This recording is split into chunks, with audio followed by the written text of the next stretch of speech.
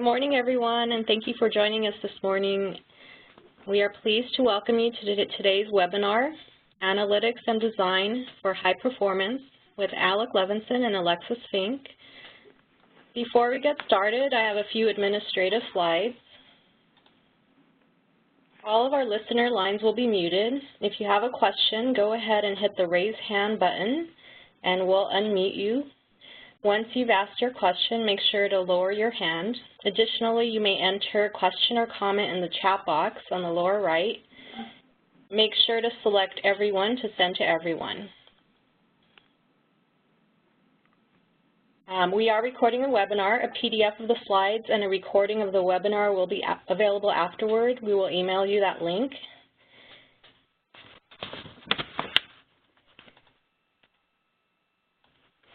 This morning, we're pleased to be speaking with Alec Levenson and Alexis Fink. Alec is Senior Research Scientist at the Center for Effective Organizations at the USC Marshall School of Business. And Alexis is General Manager of Talent Management at Intel. Alec? Great. Thank you, Nora. And thank you, everyone, for being here. Go to the next slide. Okay. So first of all, just to kind of place this in context, we'll talk a little bit towards the end about the workshop that Alexis and I are leading in January, which you're all invited to join us on. And for those of you who have either been to our workshop this last year that we did on analytics, or were on our previous webinar earlier this year, you'll see that what we're going to talk about today is slightly related to our earlier topics, but it's evolving. And part of the way we're evolving is that we're starting from a point of thinking about analytics, because that's where a lot of people are these days, whether we're talking about the business side or the HR side, but we are taking a big step back. A lot of the things that we're finding as we go deeper and deeper into analytics with organizations these days, whether it's on the customer side or on the employee side, is that we're getting really deep down into lots of data and lots of insights, but having a harder and harder time trying to put those insights into context, trying to understand what are the real issues that we need to be addressing. And what we want to do now is to start to bring in some ideas around what are the kinds of frameworks we want to bring before you might even think about doing an analytics exercise, to understand what's the context and how you should be solving the problems that you have facing you in the organization. So for that, today we're going to talk first of all about how to focus on the right problem. The particular set of tools we're going to introduce today is around work design, and using that as a lever to be able to get to higher performance. We're going to talk a bit about the relationship between engagement and performance and the role of work design in there, and then also bring in the role of technology as well. Good morning. One of the first things we really want to help differentiate is when we think about performance, the first place most people go is to the individual. And the point you'll hear us make over and over through the performance, or over and over through the webinar, is really differentiating and paying attention to the levers that are available to you and that make sense at the individual level, at the team level, and at the system or process level. And that system or process level, we'll argue throughout today's webinar as well as throughout our class coming up in January, that's really both very powerful and often neglected. This is the first time we're using this analogy, so I'll be looking forward to feedback if it works for people. If you're familiar with the book Switch, they use a really nice analogy for organizational change about the rider of an elephant, the elephant himself, and then the path, the different kinds of interventions you can take on each, and really the amount of influence that they have. Here, that individual is really the rider, and you can look at compensation or benefits, you can look at feedback, anything you do for that individual, even things like their ability to see a career, that certainly will have an influence in the amount of enthusiasm placed against that elephant and along that path, but that influence is limited. It's limited in some ways by the capability and enthusiasm of the elephant. What's that larger system where the individual is functioning? Things like the job fit. Is even a good match? What's the quality of that manager? What's the rest of the team with which that person has to interact, their immediate colleagues and their cross-functional colleagues? And then finally, Your access code or meeting number. oh, that's a strange that neglected piece, all of the work processes, the technology, and the job design, the effort that we spend influencing the rider, influencing that individual level of performance, often neglects the fact that if you want to get to the other side of the mountain and there's no path, it's going to be enormously more difficult. And we believe, and we've demonstrated through decades of our shared experience, deliver much greater organizational performance by shifting from an individual focus and adding, complementing, or exchanging for a business process path type of performance, such as things like the work processes themselves, the technology that's being used that can help or hinder, and the job design itself. So we'll talk more about that going on. All right, so I mentioned engagement, and this is a topic that we seem to keep on coming back to. We come back to it a lot because, first of all, it makes a lot of sense. We talk a lot about employee engagement. I mean, it seems like everybody focuses on it. If you're a company above, and if you're a company worth your salt and you're above any particular size, you're probably running, an annual engagement survey, or that's what we're calling it these days. And there's lots and lots of ways of approaching this. Gallup has their way. All the consulting companies have their way. Those of us who come more from the research side of things have some critiques of those consulting approaches, which we've gone into before. We won't spend so much time on that today, but at the end of the day, there is a real sense that we do care about employee engagement, and it can be very important, but we often lose sight of the fact that it's not the actual end game. There is certainly many reasons why we want people to be engaged. I mean, all things equal, if we can do everything we need to do for the business and also do well by our employees, that's an ideal outcome, and that's what we always want to aim for. And to a large extent, if people are not engaged, if they are disengaged from the job, then there's a strong argument for that may be able to influence actual productivity. But what we've found, and this has been documented through decades of work, and part of what we're going to use as the foundation for here today, is to show how engagement is not the be-all and end-all, and it can't be the only thing if what you care about is productivity. If what you care about productivity, then the answer is really it's both and. You want to have engagement, but you also need to have other things as well. There are also circumstances where you can still get productivity without having people be highly engaged. We can get into those another time, and happy to have you join us in January for more discussion about that. We also have an article that is going to be coming out soon that we can probably make available to people on the call here through email if you let us know. So there is a relationship between engagement and productivity, but that relationship isn't as direct as you might think. And all of a sudden now, there we go. Okay, so couple of points. One is that you can do a lot with analysis around engagement data, and we've done it ourselves. We've seen lots of examples of people doing it. There's so many different ways you can measure it, lots of nuances, and you really can do some really good analytics to find out how you can improve engagement. But improving people's engagement isn't necessarily the same thing as impacting productivity. In fact, there's a long-standing myth about the happy, productive worker. There was actually an article back in, I think, the 70s by that title. And what you'll see here, the build slides don't work so well in WebEx, so the builds aren't in this. But essentially, motivation, capability, work design, all of those things can influence engagement. And engagement itself absolutely can influence performance. It doesn't necessarily influence performance, but it can.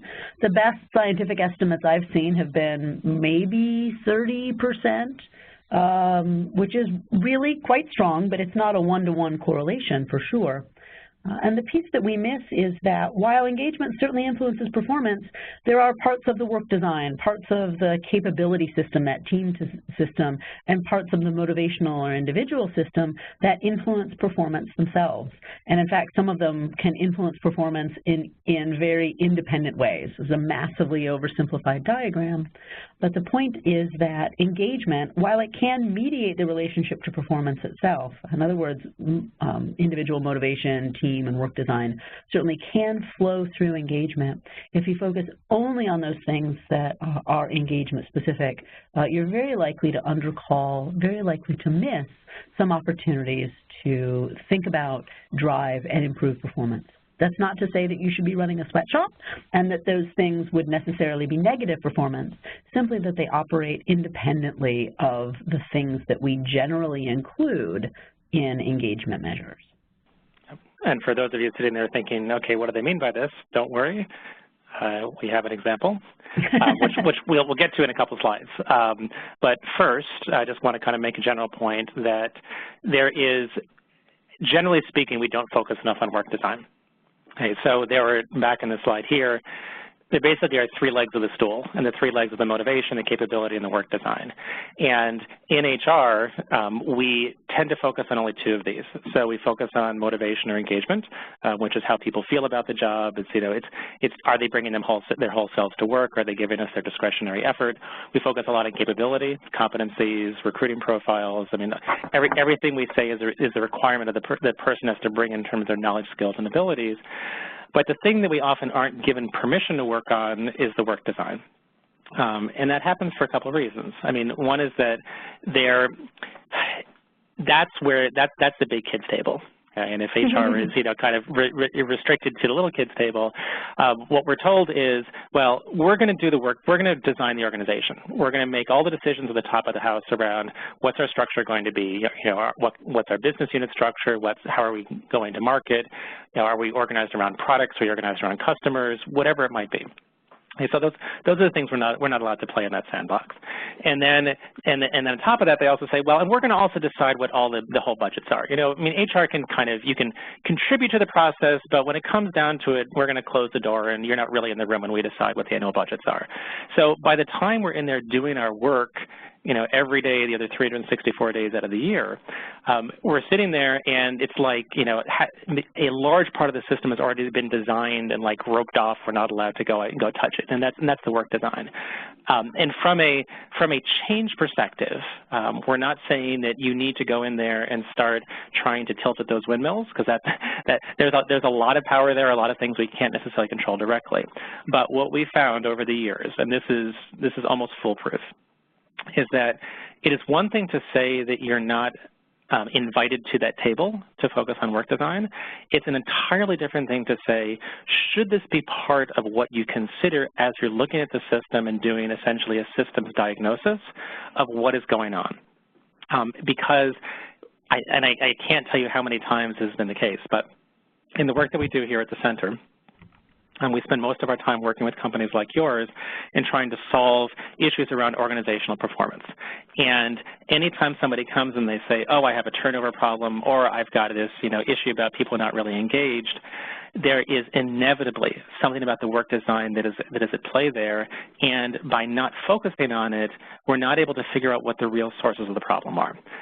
Now, when you do include work design in your analysis, you are opening things up for potentially questioning, well, you know, why did you structure the organization this way? You know, why aren't you allocating more money to these particular work groups? But at the end of the day, if I have to choose between only using 2 out of 3 tools in the tool belt, which is engagement and capability, and I'm not focusing on the third tool, which is the work design, then I'm not going to be able to recommend the best solutions. And so when you're talking about people who are giving you an 8-week deadline to be able to give you answers on how to improve things in that particular team, then you're obviously not going to redesign the whole system. But if you go and do your analysis, figure out, you know, what are the ways in which the team wasn't resourced appropriately, you know, how is it that we didn't staff them the right way, or they're not, you know, not working well together, kind of looking at how the whole work is designed and how they interface with other parts of the organization. If you do that systems analysis, you can then come back and say, all right, if you really want to make a change right now, you know, at the 8-week mark when you give us a deadline, then these are the things we can do. But we're going to get to suboptimal solutions because here's all the stuff that we're not addressing in terms of the actual design of the systems and the work design. So that's kind of the main point here, is that you really want to be thinking about and approaching these things from a systems perspective of all 3 legs of that stool. And when you do that diagnosis, that can then lead you to recommend what are the real things that are going to make a difference versus not. Let's pause for a second and see if there's any questions that people might have.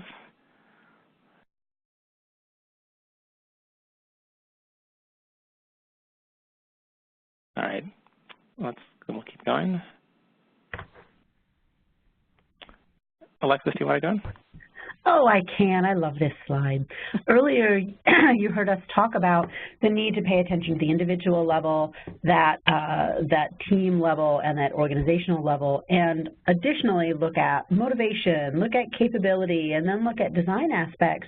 You'll notice this slide pulls those together into a system because although you can pick them apart and touch them individually, functionally all of these operate as a system, and homeostasis will sort of force the system back into balance if you only touch one aspect. It's much, much more effective, as Alec was just mentioning, if you're looking to get to strategic and operational performance, to start at that strategic and operational performance level and integrate the entire design.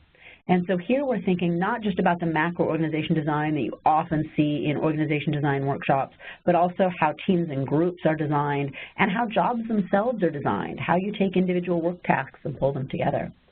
Similarly, thinking about the capabilities of an organization as a whole, those things that the organization as a collective, as a unit itself is exquisite at doing, those things that a team can do capably, and then finally pick that down to the individual capabilities required to execute against that.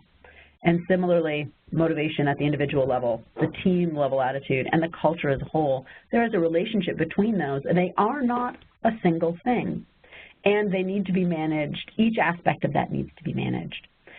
So if you want to think about moving from the left to the right, as we typically do in our culture and as our reading, how do you build individual jobs out of job design, getting the right capabilities, building the right motivation system so that you can have exquisite task performance. I think we've all seen examples of exquisite task performance that amounted to rearranging the deck chairs on the Titanic. So how do you roll that up to a team or a group that's functioning really well, really effectively at doing what their aspect of this particular task is? You're operating at that team level. And then only when you get all of those elements functioning well can you begin to think about that organization level performance, the firm performance, the strategic and financial performance, and the alignment of those. Being able to toggle back and forth from that overall strategic piece down to that individual requirement is more than we typically do when we think about organization design. And as a result of being able to use this kind of a framework, you'll find that you get more than you typically do in terms of the performance of the outcomes. Alec, I know there's some other points you wanted to make on my favorite slide. Absolutely. Well, and thank you for the compliment of being your favorite slide, since it does come from my book. So first of all, for those of you who have seen a version of this slide or seen my book, Strategic Analytics, this does come from the book. It's a nicer version to look at than the one in the book, for which I have to thank Alexis. She's much better at instructional design than I am. There's a slight variation here. So in the versions in the book and version you might have seen previously, we had the stuff on the left and the stuff on the right, but not the stuff in the middle. And so we had the role and the task, and then kind of the strategic and operational performance at the org level. But we hadn't actually called out the team. And I think it's important to do that here because this is a couple of points. One is that in HR, we only focus on two of these buckets. Again, these are the ones all the way on the far left, which is the individual capability and the individual attitudes and motivation. So we're not even doing all three legs of that stool within the job. When you then go to the team level, we rarely go and do that. At least when I say rare, I'm talking about those of most people who come when we advertise a webinar like this around analytics.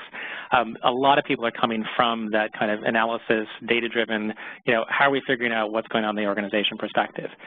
Oftentimes that's treated as separate from OD, from organization development. And OD is that's what the people do to kind of figure out, how the teams work together and how everything comes together. And we're not going to worry about that. That's not really a job for analytics. Well, we want to argue that it actually is. And the analysis you have to do to figure out where things are working well versus not, really means using two halves of your brain as an HR person, and that's the analytics side and the OD side. And it's kind of interesting because, like, in school we make this, distinction between people who are more math-oriented versus more, humanities-oriented, and we let people kind of track themselves one way or another. And, as long as you can pass the exams and get through school, it's okay. As long as you're good at one of them. Well, I think that we've kind of let down the HR profession, and when Dave Ulrich challenged people over 2 decades ago to say, get a seat at the table, I don't know how many times I've, talked to groups and they say, okay, but we don't know how. And I think that two halves of the HR brain, the analytics and the OD side, is a large part of the answer. So, and this summarized in one slide kind of tells you why both are important. So on the analytics side, we tend to focus a lot on data that's there about individual people. It's because it's what's sitting in our systems, but it's also the way that we design a lot of HR. I mean, HR and talent management is all about focusing on the individual. It's individual accountability, individual skills, individual careers. I mean, it's people who turn over, not teams. I mean, there's so many reasons, and we have to do that, but at the same time, we also have to focus on how things come together effectively as a group. Okay, no person is an island, and performance is never accomplished by one person by themselves, even in jobs where we do have, a pretty strong link between individual effort and performance, like, certain sales jobs. But even a used car salesperson who's out there on the lot selling things, where they basically eat what they kill, they can't do that without everybody else in that car dealership that enables the system to happen. And in the overwhelming number of jobs that we have in our organizations, particularly the larger complex organizations that most of us work in, the jobs are much more interdependent than they are in that car sales lot.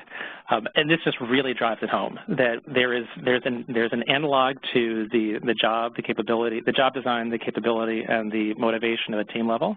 It's the team design, the team capability, and effectively the team norms and how they come together.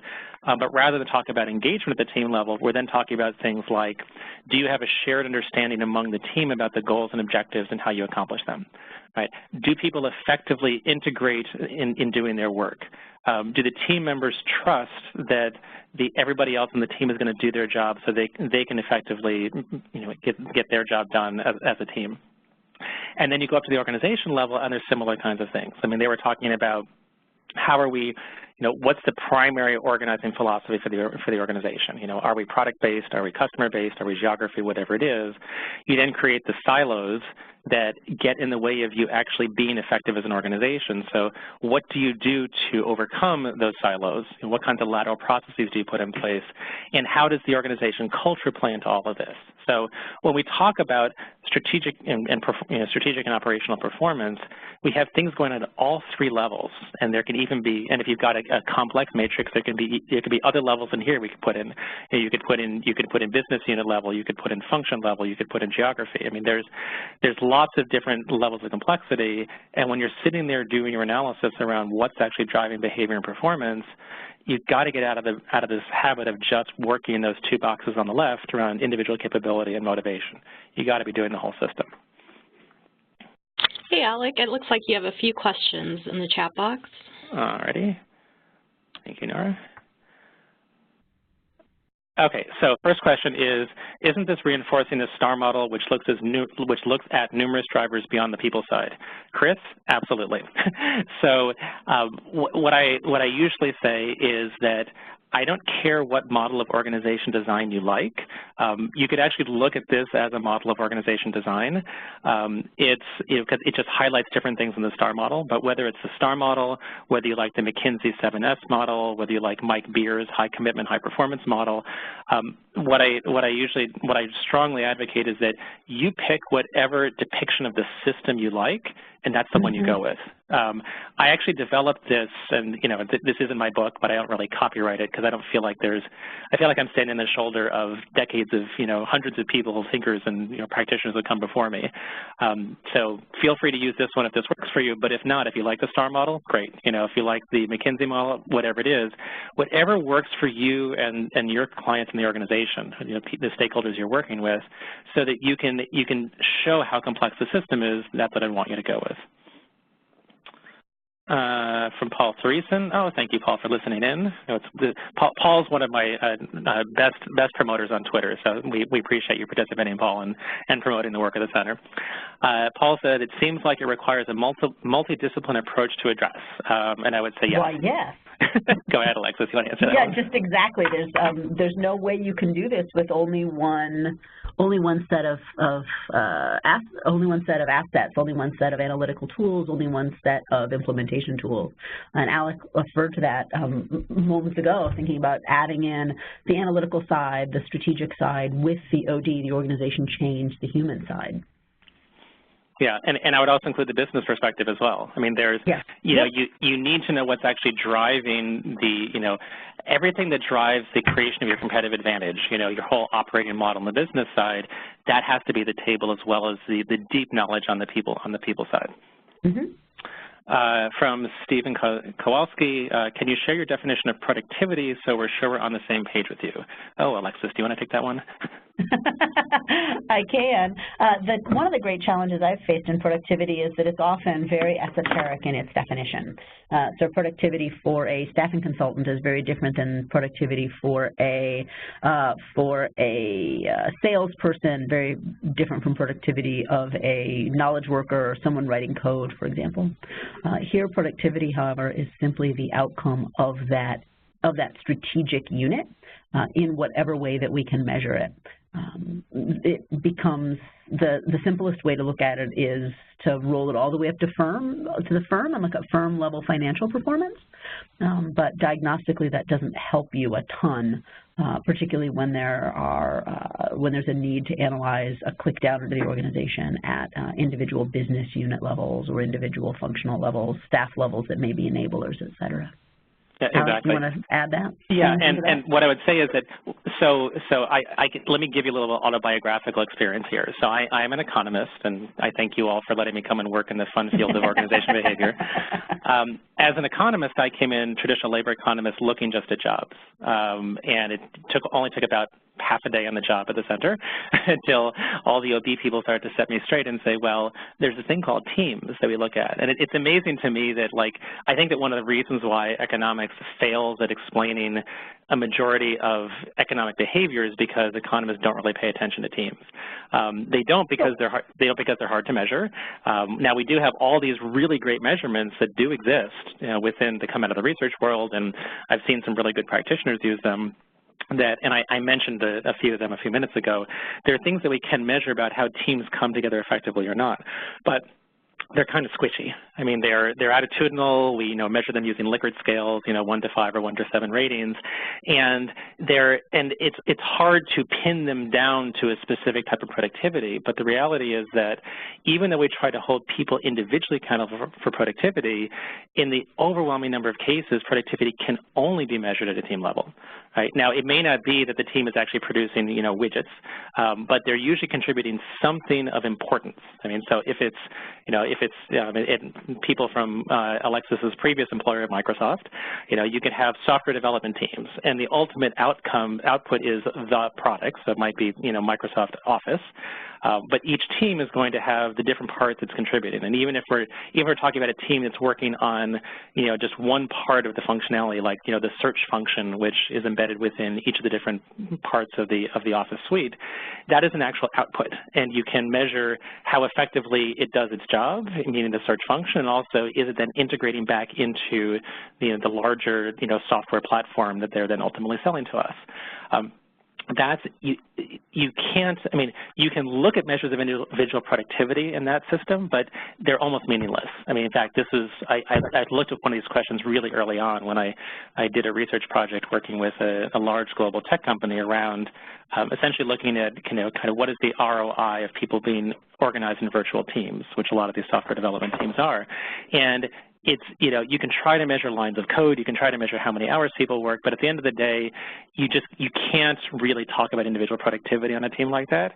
You can only talk about team productivity, and yet you still have to hold people individually accountable. So that's why these analyses of systems can be often messy and complex, and why we often retreat back to just look at the individual data. But but if you really want to get to the answers that matter, you've got to essentially embrace the complexity, embrace the messiness. One more question, then we'll table other questions till later on. From Michelle, or Michael, sorry, Michael. It seemed like we flirted with the importance of work design during the Deming era, and then it went out of favor again. Why so? How do we better sustain that focus? Well, Michael, this is exactly why Alexis and I are developing a book right now. So we're developing a book. It's actually going to be on this topic of high performance. And for those of you who know kind of Deming and the origins of work design and and the self-managing teams, you're going to see a lot of that in the book. And it's because we feel like HR really has moved, HR and the business have moved away from thinking about job design and team design, and we need to get back to that if we really want to talk about having effective systems. All right, let's move on. Now my system isn't responding. There we go. Okay, so a couple of examples to kind of make this real in terms of when we're talking about the work design. Two different kinds of jobs I want to talk to you about. And we'll call them a traditional job versus a high performance job. And I do believe we have Ed Lawler on the line, though he's silenced. But I want to take my hat off to Ed. I mean, years and years ago, he was talking about high involvement work. And in a high involvement job, it's one where you give greater discretion to the person who's in that job compared to a comparable job that would be less high involvement. You do more communication, more information sharing, more decision making, and you usually need to have a higher level of skills. So here's an example. Now think about the person who takes an order in a food establishment. So if we think about a job family, that would be, we used to call them a cashier. We don't call them that anymore, although sometimes we do. But in that job at McDonald's, it probably is called a cashier there, and at Starbucks it's called a barista. Now, if I told you a McDonald's cashier and a Starbucks barista, you'd probably go, oh, those are very different jobs. But in essence, from a job design perspective, they're not. They actually anchor two different ends of a spectrum where one of them is a more traditional design. So getting back to Michael's question about Deming, if we think about the traditional, kind of Model T assembly line that Henry Ford introduced and that Frederick Taylor helped to design back with scientific management, those were very narrow, highly routinized jobs that could be done by people that didn't have to have advanced levels of skill. Then we had the Deming revolution of thinking about making work more meaningful and doing it so people could be focusing on a larger piece of work, completing a whole piece of work so they could see essentially the fruits of their labor, have a better sense about kind of their productivity, their contribution to the organization. And doing that also often meant that you then were you gave them more decision-making authority over the job, including how they did it, and then frequently also compensated them more as well. And that really describes what the cashier job is at Starbucks, which we call a barista. There are a lot of controls there. I mean, as a barista, you're not allowed to totally reinvent the job, and they definitely want to keep people moving through the line fairly quickly. But the barista also has a lot more discretion in terms of what they do. I mean, in fact, their job is to help to provide a delightful experience to the customer, which, as we'll come back to this in a moment, which then speaks also to the role of engagement in those two different jobs. So you have much more of an upside for engagement in the barista job in terms of how that can actually enhance the customer experience and directly contribute to the competitive advantage that Starbucks is trying to have. So they want people to come in, be willing to pay a lot more for a cup of coffee, and by the way, can we also sell you a bunch of food as well, and do it with a smile and have people feel like it's worth paying the extra money. At McDonald's, they are purposely going for a lower cost efficiency strategy. People know that when they come in, and you're not expecting to have that same kind of interpersonal experience with the person who's taking your order. And that really kind of defines the difference between, say, the traditional job on the one hand and the high-performance job.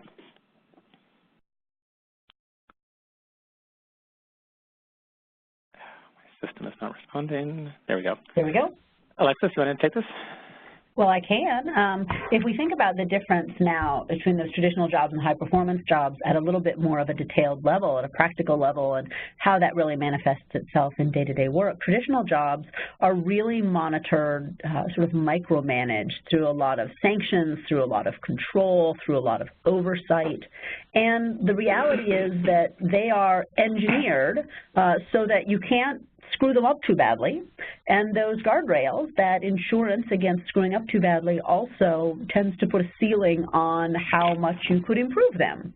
So if you look at the blue box there on the left-hand side of the slide, the performance in a traditional job is typically very controlled, it's highly monitored, and the design leaves few degrees of freedom as a way to minimize errors, as a way to provide a consistency of experience, but that also means that you're losing opportunities for improvement, for, in the food service example, customer delight, et cetera.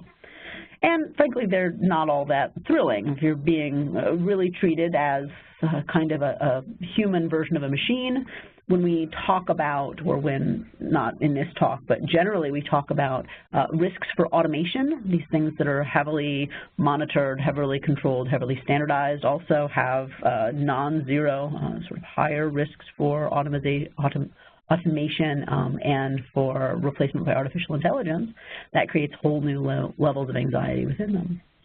If you think about high-performance jobs, however, those jobs are much more enacted by the people within them. And the performance there can't be managed, controlled, and protected with guardrails in quite the same way. The opportunity to allow for that higher performance means that you simply have to accept the risk of mistakes by giving people the decision authority, the autonomy to create judgments. In the Starbucks and McDonald's example on the prior slide, that barista has the opportunity to spend an extra moment with a customer.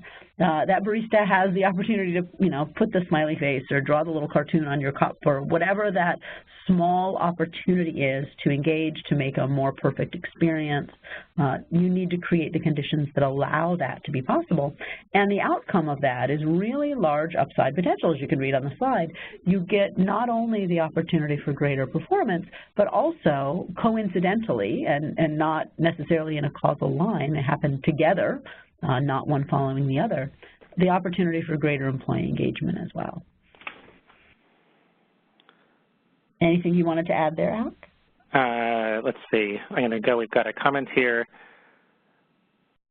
Okay, so Aaron says he agrees, but how effective is that comparison, McDonald's versus Starbucks, when the value proposition is a completely different universe? Someone at McDonald's isn't looking for a great experience, as that brand is completely commoditized, versus someone shopping for the brand experience and perception of Starbucks. I think that's actually the point. So let's think back to what we were talking earlier about, kind of the relationship between engagement and performance. There is this, it's almost like conventional wisdom, that if we focus on employee engagement, we will therefore improve productivity. And the argument is that, in fact, when you design a job like you do like the McDonald's cashier, you are designing out the ability for employee discretion to be able to give you a big uplift in terms of productivity. I mean, there really is not too much they can do, whereas being able to make the split-second decisions as a Starbucks barista, do I finish this order, or do I move on to the next thing? Do I take an extra, 15 seconds to engage in, bantering conversation? People actually don't mind that sitting in line, at Starbucks. There is a story that I like to tell, which is that years ago, I think this is documented, although I've had a hard time finding the article. Years ago, 7-Eleven tried to improve their performance by focusing on employee engagement. And all they did was to essentially tell the cashiers to engage more conversations, kind of make people feel happier about coming in. It didn't work for two reasons. One is that people don't go to 7-Eleven expecting that kind of experience. And second is, when you do that, you actually slow things down. So they actually negatively hurt their sales because they were slowing down the line and people would then walk out the door. I was recently talking to some people from Shell, the oil company, and I don't think this was their U.S. stores. I think in their stores in the UK or Europe, they did did a similar kind of thing as 7-Eleven, but they actually got an improvement in performance. A part of what they were doing there was like providing cookies and, kind of essentially giving people a reason to want to come to come to get their gas there and perhaps linger longer. I think that what they were probably more successful than 7-Eleven was at it because they were thinking about how does this actually differentiate, someone coming to this gas station versus any other one. But the point being in all of this is that you have to think about the strategy. Right? You have to think about what is the actual business model you're trying to engage in, and if the business model includes in it getting people to spend more because you're either providing a higher, essentially a higher touch experience, or they want to be kind of talked to, they want to be pampered, then in those situations you actually you may want to focus. Sorry. There's an argument in those kinds of business models for focusing on employee engagement because it could be a leading indicator of whether or not people are happy with the services, but it's not employee engagement as the end product. It's employee engagement because that is it's directly correlated with the customer experience that fits within the business model you're trying to implement. Right. Engagement in service of what? Exactly. Yes. As our colleague Teresa Wellborn says frequently. Yep. Exactly. Okay, so and here's basically that point. So when we talk about technology, the role of technology is, in a traditional job, it's a control device. It's designed to keep people in line, to limit discretion. So think about a call center. I mean, technology for many call center jobs, and here I'm thinking about like outbound telemarketing, or if it's the first line of somebody calling in and we're not transferring over the technical experts yet. You just got to figure out quickly what's this person's problem, and then either answer it quickly or move them on to the next person. They focus a huge amount on efficiency there. They obviously want all things equal. They want people to be engaged. You want them to be happy, but those are really designed almost like the traditional manufacturing line jobs. In fact, people have talked about that. They've talked about kind of, the modern sweatshop in some cases, in the knowledge economy, or these call center jobs. And technology there really is a control device. I mean, people actually resent it. But now think about a different kind of call center job, which I'd put under the high performance job. Which is somebody who works for an investment bank or works for one of the large commercial banks, and these are the people working with high net worth clients. Thinking back again to like the food taker, the job of the person who takes your food order, the person who answers the phone and answers questions about financial instruments. That person could be someone selling your credit cards, or they could be managing your portfolio if you're a high net worth person. Well, for the high net worth asset manager, it's a radically different job. I mean, we don't even think about that as a call center job, but if at 10,000-foot level, they look kind of similar. Sitting in an office answering a phone, but that is absolutely designed as a high performance job. Huge amounts of discretion, and technology in that job is totally complementary. I mean, the technology means you then can have that asset manager being able to pull up at their fingertips all kinds of recommendations that 20 years ago they'd have to be figuring out on their own, and they could but you could have the people doing the number crunching in another part of the bank coming up with great insights that get fed immediately to the screen of the person who's managing the assets for that high net worth person. Similar example, if we think about go back to the kind of the fast food examples, technology is used there to literally, like Alexis was saying, to literally take people out of the system. So we now have these, kind of fast casual restaurants where rather than have somebody taking your order, you might go up and just put it into an iPad, or you do a mobile order and you come in. They're using that as a way to try to get rid of people who are taking orders and just have people who are making the food and then bring it out to you. Starbucks has a similar kind of thing, but you'll notice that their staffing of the baristas hasn't changed even as technology has been integrated a lot into their operations. You can do mobile orders now. You can do the mobile orders at Starbucks are enabling them to do a higher volume of drinks per person working person working at Starbucks, but the barista job itself hasn't changed at all. And in some ways, they're also using technology to cut down on errors. So before, you used to, for those of you who aren't Starbucks fans, you may have known how this has changed. But it used to be that you would walk into Starbucks and they would write on the side of the cup, you know, here's the drink order.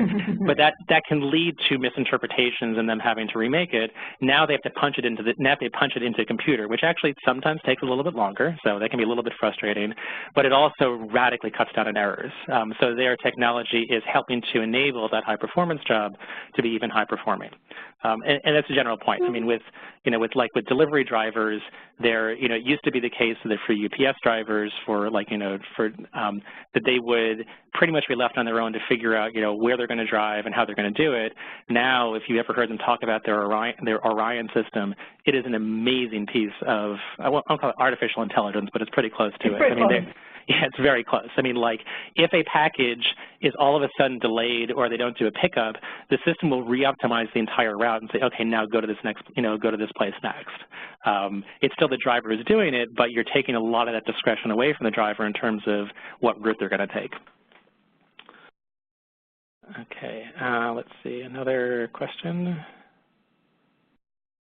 from Tyler Carroll. If a focus on engagement may actually hinder performance if it is not aligned with job design, are there jobs for which you suggest engagement should not be a focus at all? Or how do you suggest engagement take a different spin for traditional jobs? So what I'd say here is that this is, so in getting kind of the person's previous point, we need to remind ourselves that a lot of jobs are not designed to be nice. I mean, they're really not. I mean, if you're digging ditches, that is really hard work. And to pretend like people are going to be getting up in the morning saying, I'm really looking forward to, working on the side of the road, cleaning up garbage. It's not what I consider to be sunshine, sunshine. Yeah, sunshine, and you're burning in the sun.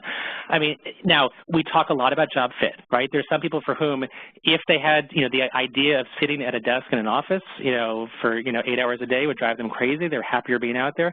That's why, job fit and kind of individual preferences matter a huge amount.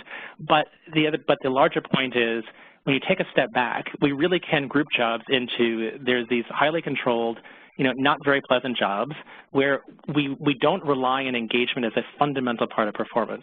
But we also know that even within that system, you of course want to treat people like human beings. I mean, like, if you don't treat people appropriately, they will, they can go so far as to sabotage things. They will, there's always a range of effort between kind of the standard that keeps you hired, keeps you from being fired, and actually the standard that leads to better productivity. So there's always a range there where engagement matters.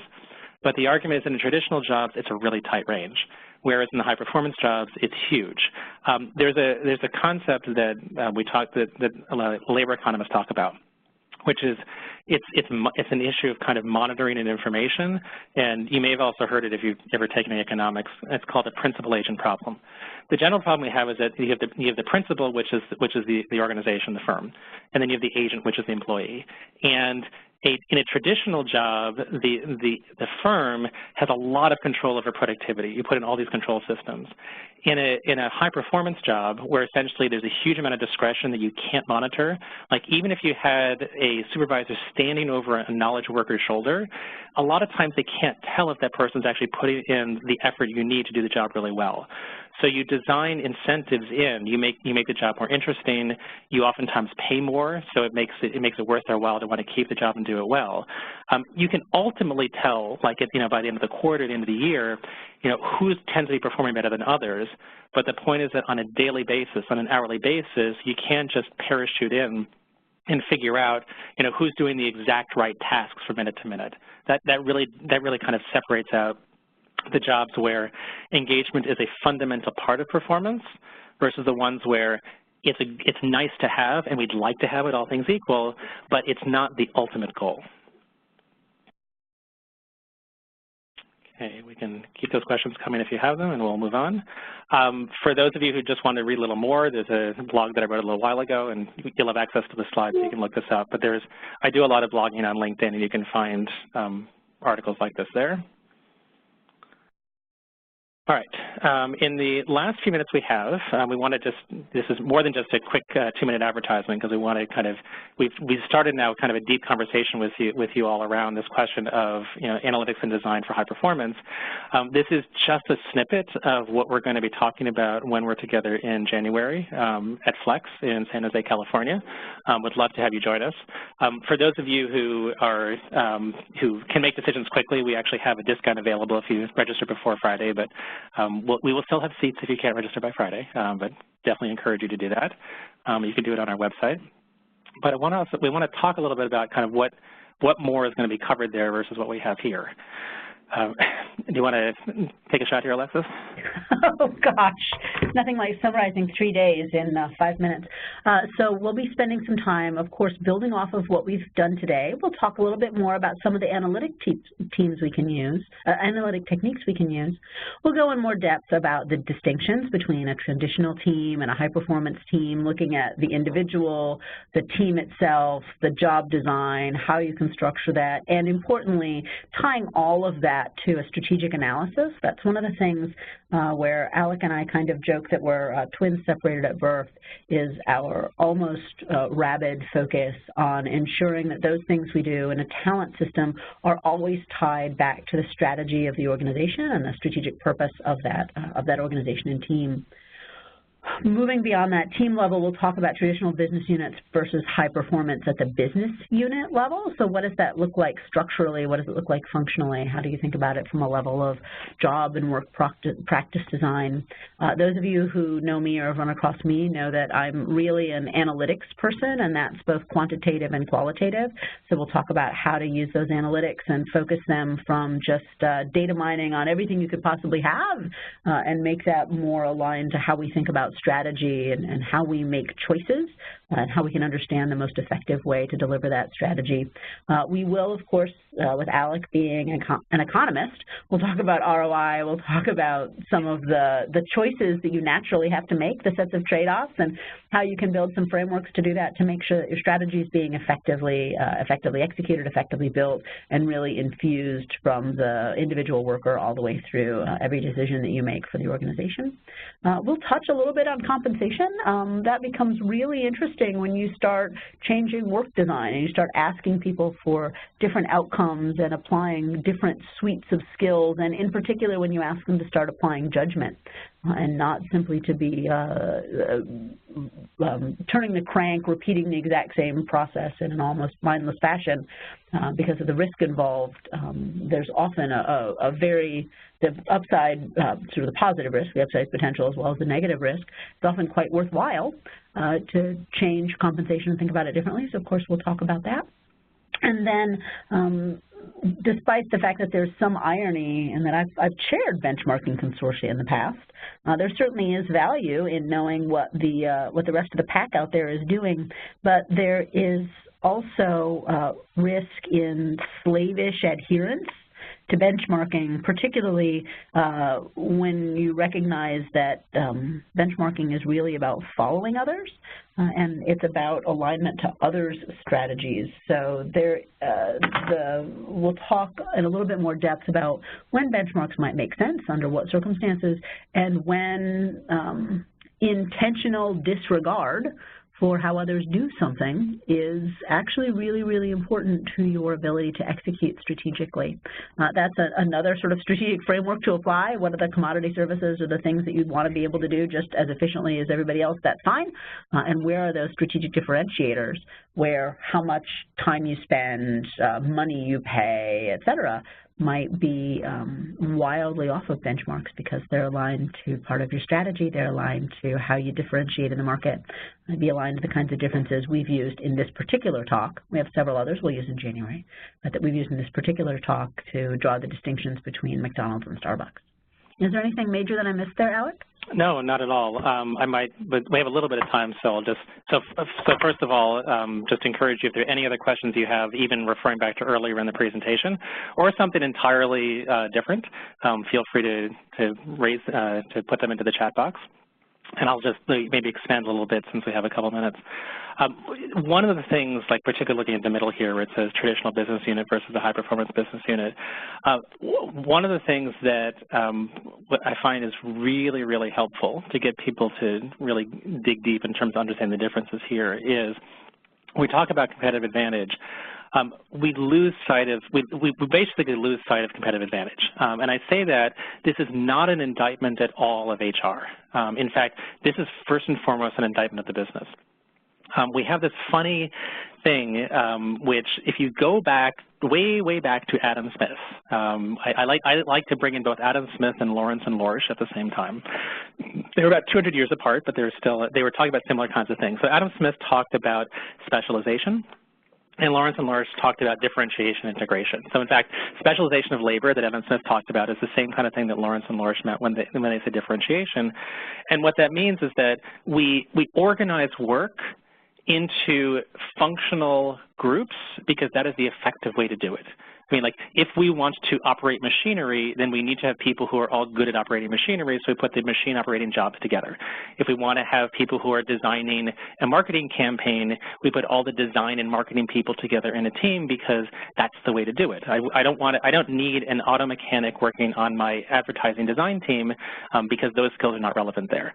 So we specialize and we put people into different groups because that's the effective way to get the different parts of the work done.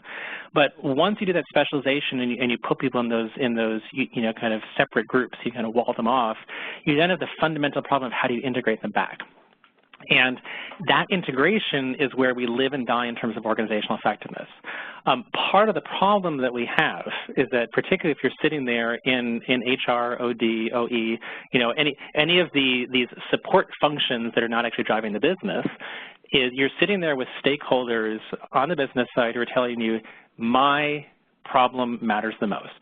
And as long as they're an SVP of whatever or general manager of whatever, then absolutely they can kind of walk around and throw their authority around. But in order to be really effective here as a diagnostician, you need to be able to take a look at the entire system and say, Ms. SVP, I understand you got a big title, you're paid a lot, you could probably get me fired if I cross you the wrong way, but that doesn't mean that your priority is more important than your colleague over there. And in order for you to be able to, first of all, do that effective diagnosis, you have to understand what's the real source of the competitive advantage of the firm, so where are you actually getting it from, and how does each part of it contribute, and then where is it that, what are the parts of the organization that are more important for that competitive advantage and what are not? So the difference between a traditional business unit approach and kind of a high performance is to understand there are certain parts of the organization that really are fundamentally more important for your competitive advantage, and you invest in the people and the systems there much more than you do the other parts. It doesn't mean the other parts are unimportant, but they're more like you need to operate at more of a kind of an execution level as opposed to high performance level. And we'll get into that a lot more in January. Let's see, a couple more questions. Okay. Well, David said I can't go to the conference and want more information. Thoughts? Well, obviously, some of the information we covered here is available in my book called Strategic Analytics, but others, like I said, we're going to be developing a new book, but we'll be doing writing as we go along. So just kind of stay in touch with us and look at, and we'll roll little bits out as I write the book. Okay, question here. Am I right in saying that engagement is more useful when looking at high-performance roles? Then you need to look at those people within a team or system framework, and you need to have a team-based question such as, does the team trust everyone else will get their job done versus the individual-based questions you see in traditional engagement surveys? Absolutely. So, sorry, let me just summarize that. The basic question here is, if you look at the typical kind of employee surveys that we run, they're overwhelmingly focused on individual-level questions.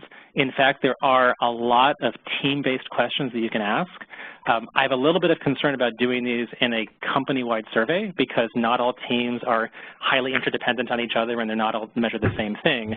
But if that's the one chance you have to be able to measure these things, I would want to see you put some of those team questions into your survey. And by the way, the vast majority of these are available publicly available. They're not copywritten. I put a bunch of them, not a huge amount, into my first book called Employee Surveys at Work. But they're the kind of things that you should actually be demanding of the people designing and running your employee surveys. And it can make sense, depending on the way your reporting is structured, to have multiple levels of analysis within an organizational survey, where you're responding to the work environment within your individual team, you're responding to the leadership within your business unit, as well as things about the organization at large. You simply need to make sure that the results of items aimed at a particular level of analysis are delivered to that level of analysis, so action is taken at the appropriate level. Yeah. Question from Nazir. If the brand is about great experience, should we naturally gravitate to less traditional jobs? The answer would be yes, but only for the things that matter for your competitive advantage. So the janitors that work in your building, those jobs don't need to be designed to be high performing because they're usually not important for the customer experience. So that's the kind of thing that's what we mean by kind of looking at the high performance design for the business units is which parts of the business are more important for the customer experience, and those are the ones you'd want to focus on the high performance approach. We're pretty much at our time. Let me just make sure. Okay. Last comment was just thank you. Well, thank you all very much for sticking with us. And for, if this felt a little bit like sipping from a fire hose, we apologize, but a lot of concepts here. We definitely encourage you to join us in January. And if you can't, as we said, we'll be engaging in this. We'll be, doing articles, blogs, and, looking for other ways. We're happy to bring you in to think a little more deeply about how you can approach these issues than you might be today.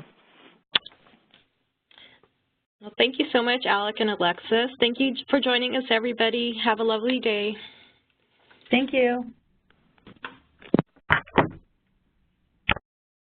yeah.